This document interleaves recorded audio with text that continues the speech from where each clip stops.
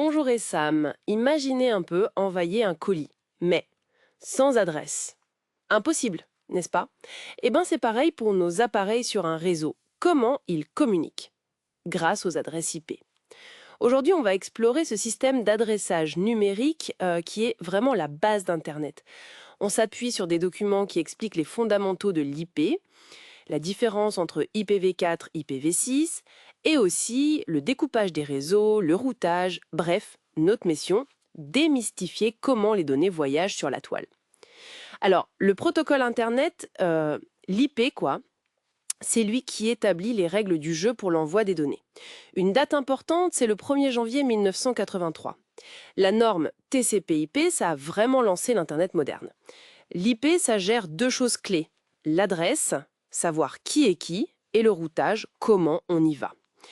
Commençons par IPv4. C'est la version qu'on voit partout, encore aujourd'hui.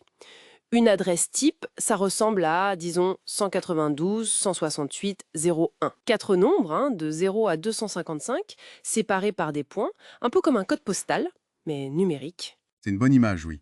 Et cette adresse IPv4, elle a, disons, deux parties. Une partie qui identifie le réseau, le quartier, si on veut, et l'autre partie qui identifie l'appareil précis sur ce réseau, la maison.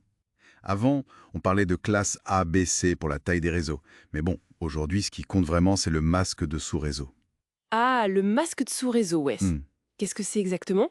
Comment ça marche? Alors, ça ressemble aussi à une adresse IP. Par exemple, 255.255.255.0. Et ça agit un peu comme un décodeur. Ça permet à l'appareil de savoir pour n'importe quelle adresse IP quelle partie est réseau et quelle partie est haute. Les 255, ça indique les morceaux qui appartiennent au réseau. Pour 255.255.255.0, les trois premiers groupes de chiffres, les octets, c'est le réseau. Le dernier, c'est pour l'hôte. Et c'est ce masque qui donne la flexibilité, en fait, pour découper les réseaux comme on veut. D'accord, je vois.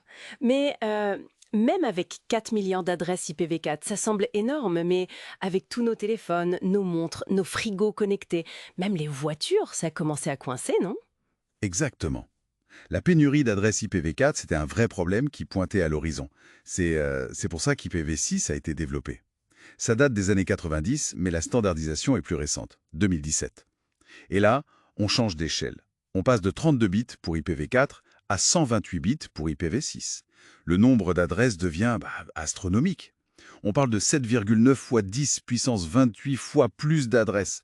C'est quasi infini. Et c'est ça qui permet d'envisager sereinement des milliards et des milliards d'objets connectés. Par contre, la transition, elle prend du temps, parce que les deux systèmes, IPv4 et IPv6, ne sont pas directement compatibles. Hmm.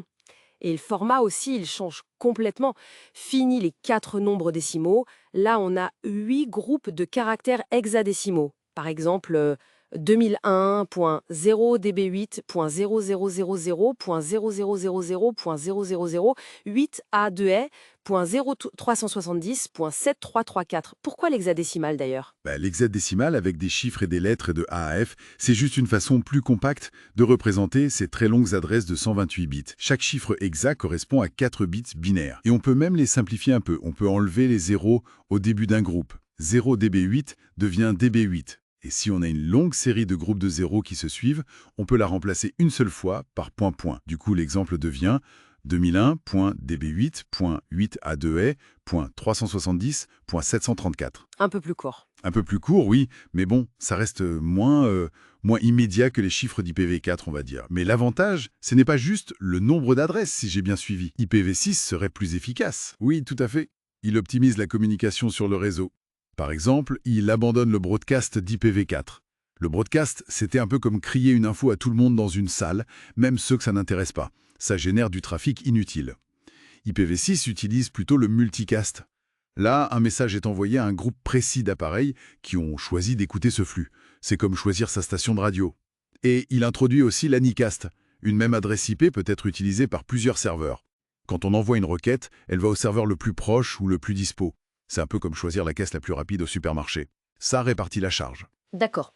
Moins de bruit inutile sur le réseau et une meilleure répartition. C'est logique. Mais bon, même avec un système plus efficace dans les réseaux, comment on organise l'ensemble? Si Internet était une seule immense salle, même avec IPv6, ce serait ingérable, non? Ah oui, tout à fait. Ce serait le chaos. C'est pour ça qu'on découpe les grands réseaux en plus petits morceaux. On appelle ça des sous-réseaux, ou subnets en anglais. C'est comme organiser une grande ville en arrondissement ou en quartier. Ça améliore la sécurité, les performances, et c'est plus facile à gérer. Et pour passer d'un quartier à l'autre, comment font les données? Alors là, c'est le rôle des routeurs. Les routeurs, ce sont vraiment les carrefours d'Internet. Ils apprennent les chemins possibles pour aller vers différents réseaux. Ils construisent ce qu'on appelle une table de routage. C'est leur carte routière interne, un peu comme un GPS. Oui, ils communiquent même entre eux pour mettre à jour leurs cartes mutuellement. Et comment mon ordinateur, par exemple, sait s'il doit envoyer un mail à mon voisin de bureau qui est sur le même sous-réseau ou à quelqu'un à l'autre bout du monde? Encore une fois, c'est grâce au masque de sous-réseau. L'ordinateur utilise ce masque pour comparer l'adresse de destination avec sa propre adresse. Il regarde la partie réseau des deux adresses. Si c'est la même partie réseau, la destination est juste à côté, sur le réseau local.